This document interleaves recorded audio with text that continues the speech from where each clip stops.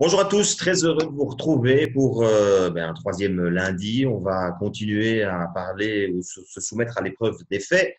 Et cette fois-ci, c'est Michi Batshuayi qu'on va passer à l'épreuve des faits, puisque c'est vrai que Michi reste un mystère parfois pour pas mal d'entre nous ou d'entre vous. Pour parler de Michi aujourd'hui, on va simplement accueillir Bruno. Salut Bruno, tout va bien? Tout va bien, merci. Alors Patrick, bonjour. Chaque Bonjour lundi, on se retrouve. Jean-François. On va parler d'un attaquant qu'on aime, hein. Un attaquant qu'on aime, qui alterne les hauts, les bas, on a envie d'en voir encore un petit peu plus que lui, donc on va en savoir plus sur lui aujourd'hui, c'est déjà pas mal, hein. Et puis, Christian, on va le passer à la moulinette de vision du jeu aujourd'hui et à l'épreuve des faits surtout.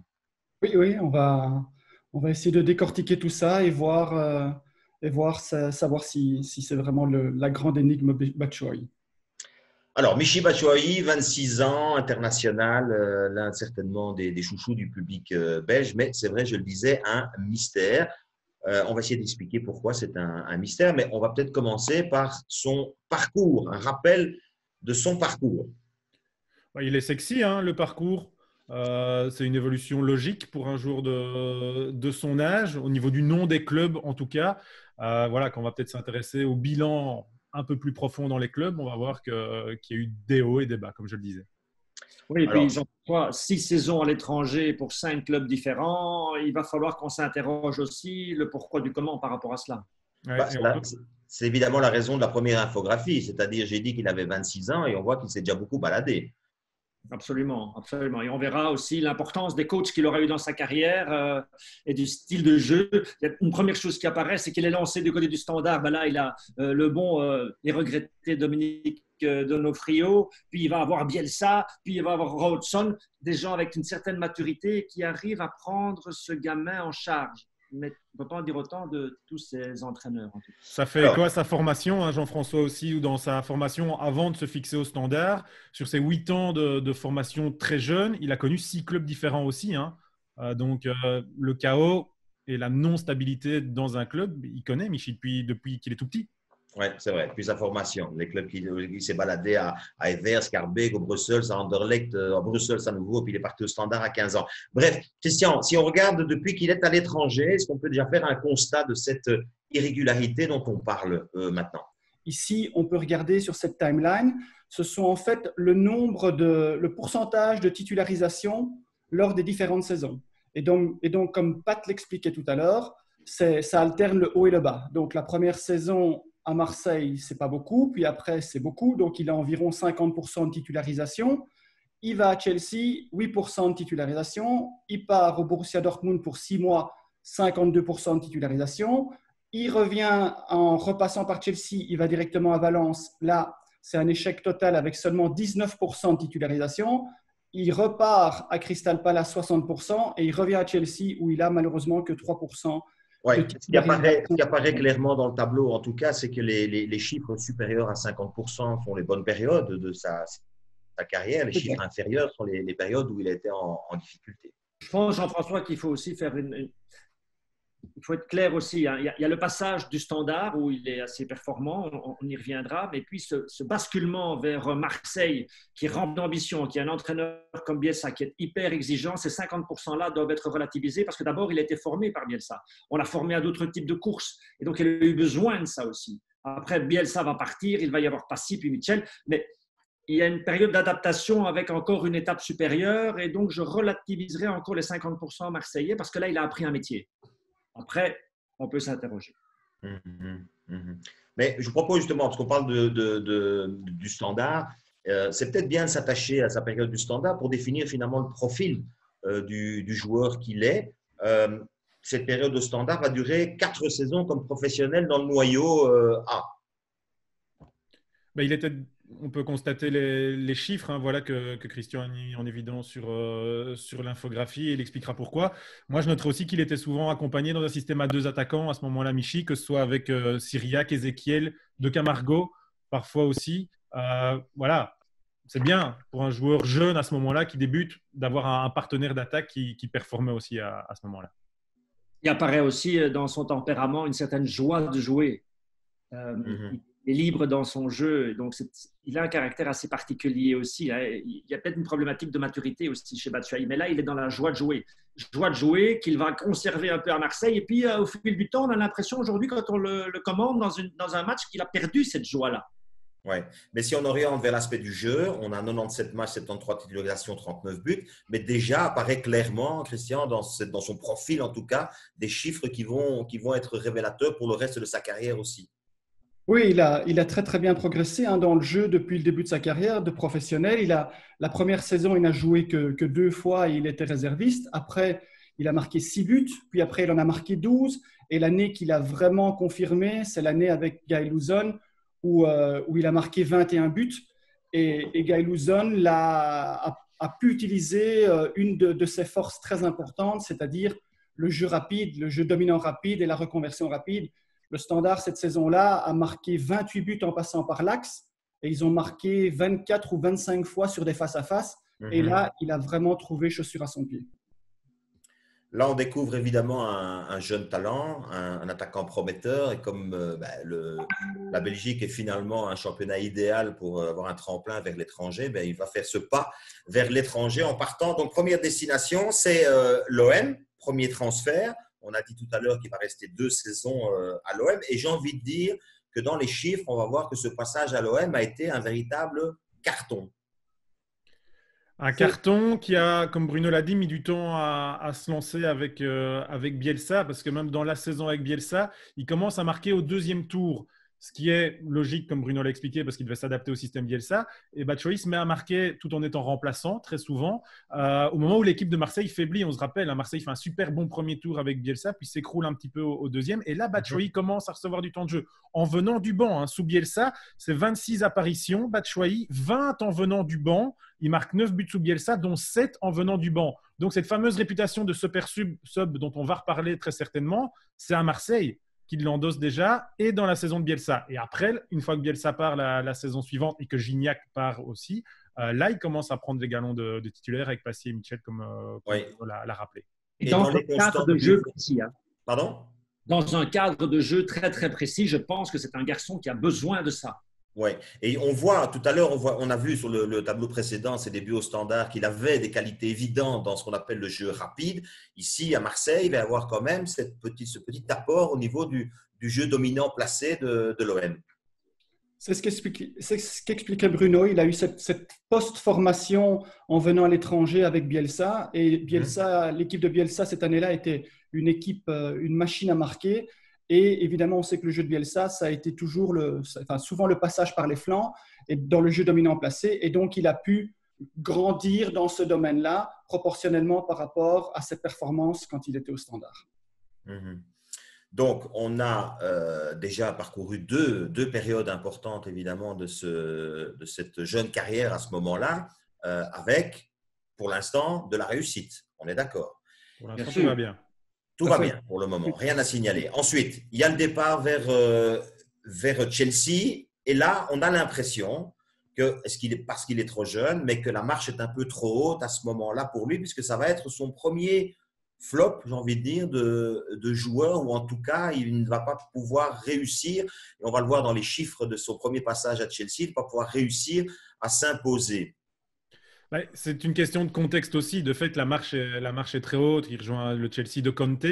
Il tombe en concurrent sur un Diego Costa qui ne rate quasiment pas un match de la saison. Il en rate 3, dont un pour suspension. Diego Costa, donc il ne se blesse pas cette saison-là. Il marque 20 buts, Diego Costa, donc c'est compliqué de prendre la place derrière lui. Et après, il faut voir si c'est un peu l'œuf ou la poule. Mais Conte, qui a toujours joué avec 2 attaquants, que ce soit avec la Juve, que ce soit avec l'Italie à l'Euro 2016 et que ce soit maintenant avec l'Inter, avec le duo Lukaku-Lautaro Martinez, cette année-là, Conte choisit de ne jouer que avec Costa devant, soutenu par hasard Pedro. Donc, est-ce que c'est parce que Michy ne lui donnait pas satisfaction, qu'il n'a pas utilisé le système à 2 attaquants, ou c'est parce que c'est des autres circonstances dans le noyau qui l'ont poussé à faire ce choix de ne jouer qu'avec un seul attaquant? Ça, on n'a pas vraiment la réponse. On peut avoir des idées, mais on n'a pas la réponse exacte. Mais voilà, c'est, entre guillemets, pas de chance pour Michy. Il n'y avait qu'une place et il tombe sur un Diego Costa complètement en feu. Il faut quand même rappeler que Michy est quand même rentré un petit peu dans l'histoire de Chelsea, parce que lors de ce passage-là, il marque contre WBA le but du titre de champion dans le match décisif pour le titre en 2017. Ouais. Donc, ça reste un très gros transfert et ça reste quelque chose de très positif dans la ligne d'une carrière. Il est Oui, en puis première ligne. je vois même sur les chiffres qui apparaissent, parce que finalement, il est 4 fois titulaire, mais on a encore une constante, c'est que les buts, il en met, malgré tout, malgré un temps de jeu très faible ici à Chelsea. Et à ce moment-là, nous, on se dit, ce n'est plus qu'une question de temps, il va émerger.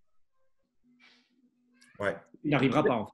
Il y a un élément important, je pense, qui est un apport psychologique aussi dans son approche, c'est que quand la première saison, il est en concurrence avec un joueur très important comme Gignac, il ne parvient pas à s'imposer la première saison. La deuxième saison, il n'y a pas de grand attaquant. Il y a Nkodu pardon, et Alessandrini qui marquent des buts, mais à part lui, il est vraiment la personne la plus importante. Il arrive à Chelsea, il rencontre Diego Costa, qui est indéboulonnable. Donc là, il est confronté à une autre situation, c'est qu'il doit prendre la place de quelqu'un de fort.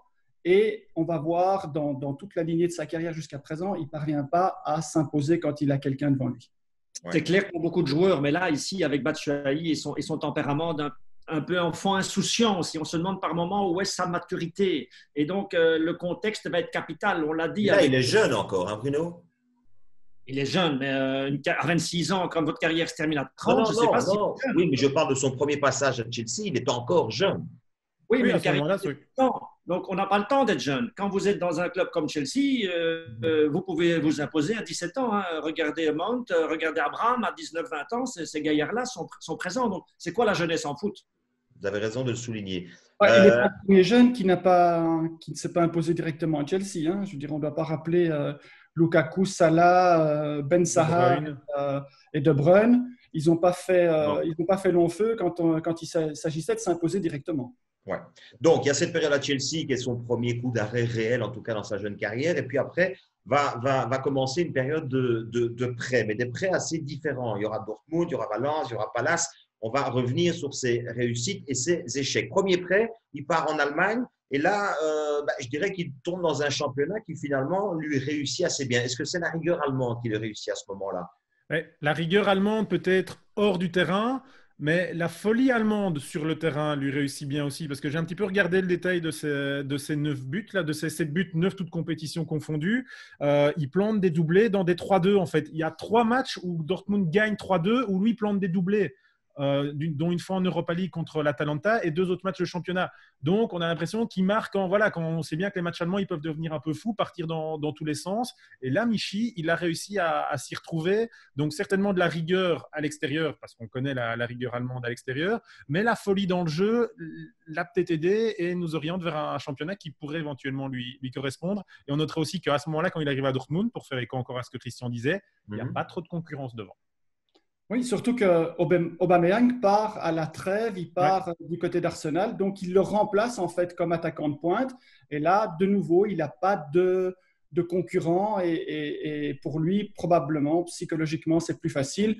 Et ce qui est important de noter ici, c'est qu'en fait, il continue sur cette lancée du jeu dominant placé et il y a moins de buts sur jeu rapide. Donc, il y a vraiment une transition qui s'est faite depuis son passage en Angleterre. Par contre, il y a une constante, Christian, c'est qu'il reste quand même sur les phases arrêtées très, très, très, très discret. C'est très discret. Ouais. Très discret sur l'ensemble de sa carrière. Ça et le jeu de tête, c'est vraiment un des points faibles de Michy Batshuayi pour un attaquant de haut niveau. On notera que cette fin de saison, Canon s'interrompt sur une blessure à la cheville lors d'un derby contre Schalke au mois d'avril. Il arrive quand même à revenir juste à temps pour la Coupe du Monde et il vit l'aventure exceptionnelle des Diables dans un rôle de remplaçant avec quand même un but inscrit face à la Tunisie. Donc voilà, pour reprendre la timeline de sa carrière, on va dire, ça rebondit. Il y a eu la marche un peu trop de Chelsea vu l'âge et le contexte qu'on a dit. Là, on se rend compte qu'en descendant d'un cran, ça rebondit et on se dit, c'est reparti, il est relancé. Voilà, et encore une fois… Si on revient sur notre premier tableau avec ces temps de jeu là, qui sont un peu… déséquilibré, mais c'est un des traits de sa personnalité aussi, c'est que quand il a des bonnes périodes, il est hyper efficace et ça nourrit complètement ses statistiques. Et puis, par moments, il y a quelque chose qui se passe où c'est beaucoup plus flou sur la durée aussi. Mais il a des pics vraiment intéressants. Alors, beaucoup de clubs sont évidemment à l'affût des prêts et parmi ces clubs-là, il y a un club qui va parvenir à l'attirer, c'est Valence. Alors, on a le sentiment que le football espagnol peut être un football relativement ouvert, fausse idée, parce qu'à Valence, ça va être plutôt un échec. Et quand on voit ça, quand on voit ces chiffres-là, c'est même un échec assez dur. Cuisant et à mettre dans le contexte très certainement de l'entraîneur Marcelino sur son système de jeu, sur ses idées, mais aussi sur ses exigences par rapport à ses joueurs. J'ai retrouvé une interview de Simone Zaza qui est joué à Valence plus ou moins en même temps que Batshuayi et qui disait Marcelino, il est obsédé de la condition physique et de la discipline de fer. Il a un message qui est difficile à passer auprès de certains joueurs, mais ça fait aussi toute sa force. Donc en fait, c'est ce type d'entraîneur qui a besoin de joueurs un peu soldats qui prend avec lui et ça prend ou ça prend pas. Avec Michy, on a déjà un peu évoqué certains traits de son caractère. Ça ne pouvait pas prendre en fait. Il faut arriver à l'heure à l'entraînement, à tous les entraînements alors. Là, on est, Christian, sur un but seulement, 15 matchs, 15 titularisations, c'est peu, c'est un échec assez cuisant celui-là par contre, sur les chiffres en tout cas. C'est tout à fait, ben, c'est lié exactement à ce que Patrick explique, c'est la philosophie de l'entraîneur. L'entraîneur a joué de la première journée jusqu'à la dernière journée du championnat dans un système de départ en 4-4-2. Il a 4 attaquants qu'il a placés plus ou moins sur le même piédestal, c'est-à-dire Santimina, Rodrigo et Gamero. Et ces joueurs-là se sont interchangés pendant toute la saison pour, je ne sais pas, pour peut-être susciter une forme de pression et de concurrence pour tirer le meilleur de chaque joueur. Mais là, il n'a pas du tout tiré son épingle du jeu. Ouais. Son but là avec Valence, il est important statistiquement pour les statistiques un peu inutiles, mais ça fait de lui, je pense, un des plus jeunes à avoir marqué dans les 4 grands championnats. À ce moment-là, il a fait un peu l'histoire et l'actualité, voilà, à ce moment-là. Oui, mais il y a des moments forts dans sa carrière. Pardon ? On a un fil rouge qui se dessine là, c'est qu'avec concurrence puissante, il ne s'impose pas. Oui. Donc, et c'était pas, je veux juste rajouter quelque chose. Ce qui était très intéressant, c'est qu'après 3 mois, ils en avaient marre de lui déjà là-bas. Je lisais les journaux ici et il était marqué après un match de coupe contre une équipe de 2e division, 3e division.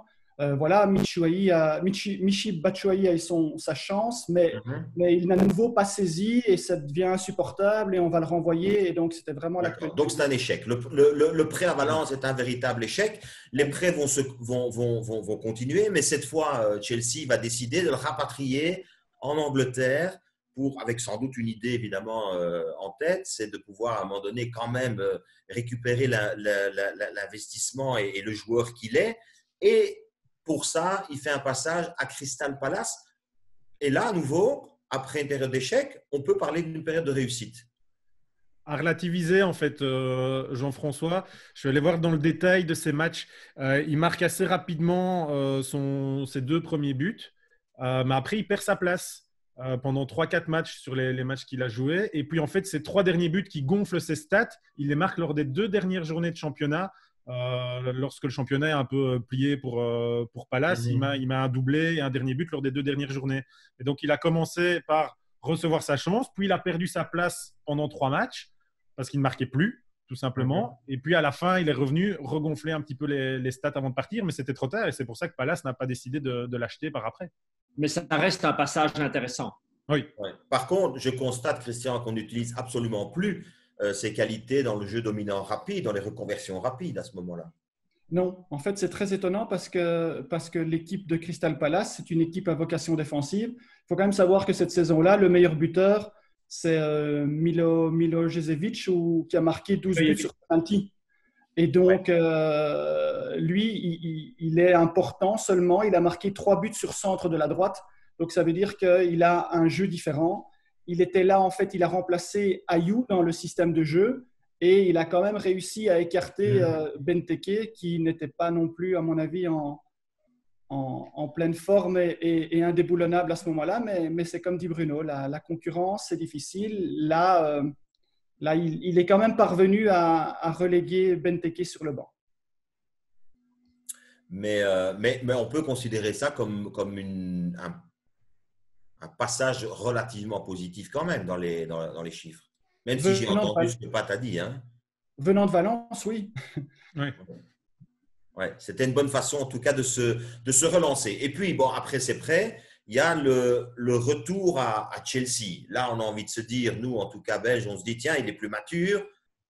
Et pourtant, ça va se révéler, en tout cas jusqu'à maintenant, une période encore, on va dire, délicate, plus que délicate même, avec un entraîneur qui est jeune, qui est ambitieux, qui croit parfois en lui-même, parce que je trouve que je me souviens quand même de ce qu'il disait de Michy dans la presse, et c'était assez positif. Par contre, les chiffres là, à Chelsea, sont quand même très, très, très faibles. La première question qu'on pourrait se poser, c'est… Compétition formidable aussi, hein, avec un Tammy Abraham qui va exploser. Mais au début de saison, Frank Lampard, il est gentil avec Batshuayi. Il est comme premier attaquant dans le dos de Tammy Abraham. Donc, il se dit, on le prépare, il va être prêt. Et puis, progressivement, il va devenir deuxième choix, troisième. Et puis, à la fin, il va même être derrière Giroud. La question qu'on pouvait se poser dès le départ, c'est pourquoi il est resté à Chelsea. En fait, Chelsea, il faut se remettre dans le contexte de l'été dernier, ne pouvait pas transférer, ne pouvait pas faire de transfert entrant. Et donc, Chelsea l'a gardé pour ça. En plus, Chelsea est un club qui vend très difficilement ou très cher, en tout cas, ses joueurs. C'est ce qui l'empêchait d'aller à Dortmund aussi dans le passé. Quand Batshuayi réussit à Dortmund, Chelsea demande un prix exorbitant au Borussia pour vendre Batshuayi. Donc, Batshuayi reste à Chelsea. Donc, cet été-ci, voilà, le joueur a voulu se prouver aussi parce que, comme tu l'as dit, Jean-François, Lampard a eu un discours positif. Morata était parti, il était devant Giroud au départ, donc il s'est dit je vais sans doute avoir ma chance. En face de moi, c'est un jeune, il va peut-être se griller un moment, je vais avoir ma chance. Mais la chance, elle n'est jamais venue. Et donc voilà, il est un petit peu maintenant dans cet embouteillage là et cet entonnoir problématique à Chelsea. Oui, moi je fais un constat quand même. Un but, c'est peu. Est-ce que, Christian, c'est le modèle de l'entraîneur à ce moment-là qui ne lui correspond pas? Non, pas du tout. Justement, si avant la saison, on avait pu évaluer déjà le modèle de Lampard, on aurait vu que c'était vraiment l'idéal pour lui, c'est-à-dire que ce sont des ballons qui viennent sur des combinaisons de passes de l'entrejeu, pas beaucoup de centres, donc il aurait pu utiliser sa reconversion rapide, son face-à-face, toutes ses forces, son jeu rapide dans le dos comme il a marqué souvent dans sa carrière. Et là, non, apparemment, il ne parvient pas à s'imposer ou il n'est pas préféré par rapport à Abraham. Je vais peut-être un petit peu sortir de notre analyse de faits pour passer peut-être un petit peu dans le psychologique, mais je vais quand même le corroborer par des faits. J'ai l'impression que c'est peut-être la première saison où il doute vraiment, même s'il a eu des échecs avant, Michy. Je pense que c'était un caractère qui ne doutait pas. Il savait que s'il allait avoir ces 3-4 occasions, il allait mettre ses 2 buts. Cette saison-ci, je trouve, les chiffres prouvent dans ses prestations individuelles qu'il s'est mis à forcer son jeu. Généralement, sa moyenne en carrière, c'est 3-4 tirs par 90 minutes. Cette saison-ci, si on fait un ratio avec son peu de minutes par 90 minutes, il est à 6 tirs par 90 minutes. Donc, il tire beaucoup plus.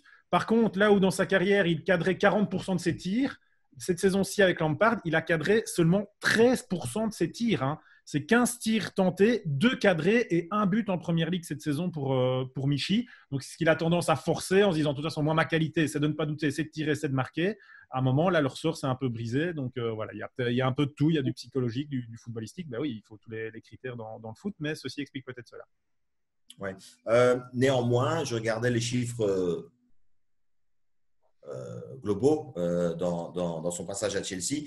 Sur l'ensemble des compétitions, ça représente quand même 27 matchs disputés et 9 buts marqués, c'est-à-dire on compte les coupes, etc. Donc, malgré ses difficultés en championnat, il a continué par-ci, par-là à mettre des buts, etc. Donc, c'est encore une fois cette espèce d'irrégularité qu'on peut observer chez lui.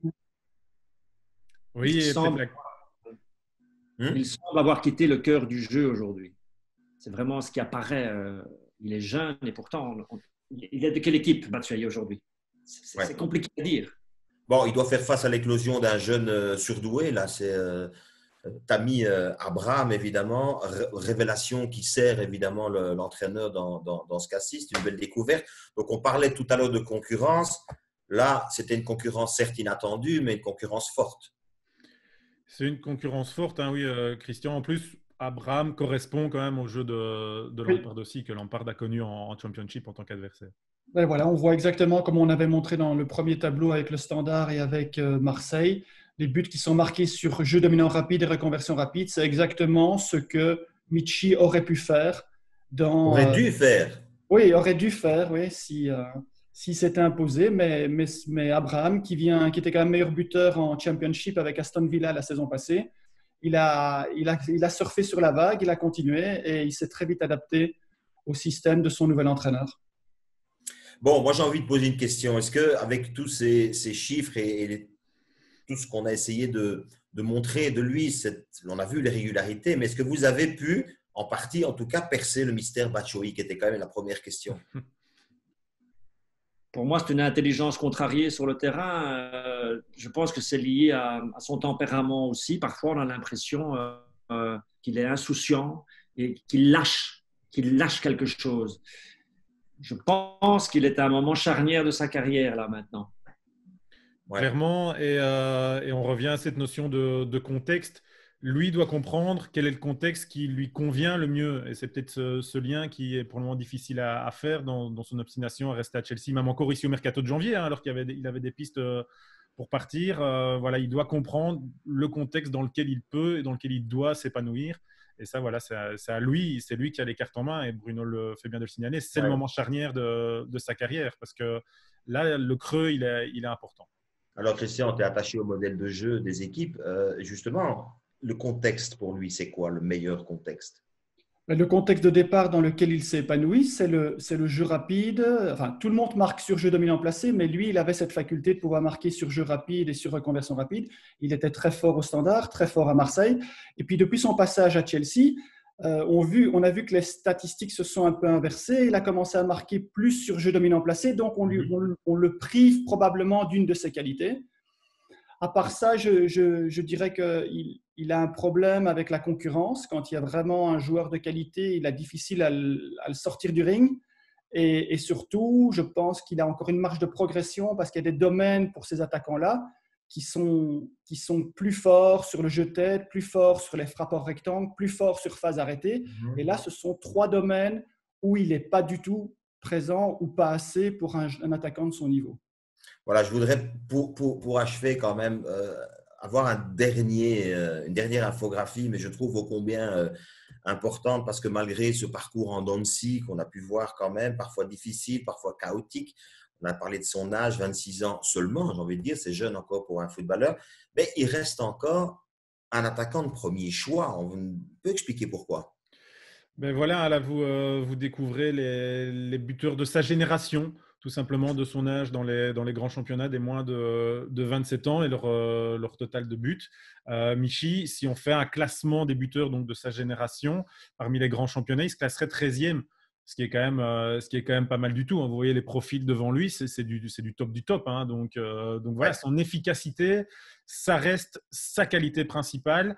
Il a peut-être un petit peu perdu ces derniers temps, on le disait. C'est vraiment ça qu'il doit retrouver principalement pour continuer à progresser. Mais voilà, de fait, si lui est dans un changement de contexte, un changement de club, si on est un dirigeant de club et qu'on regarde des chiffres, on se dit là, il y a peut-être quelque chose à faire, à condition de le mettre dans le bon contexte, extra-sportif et sportif.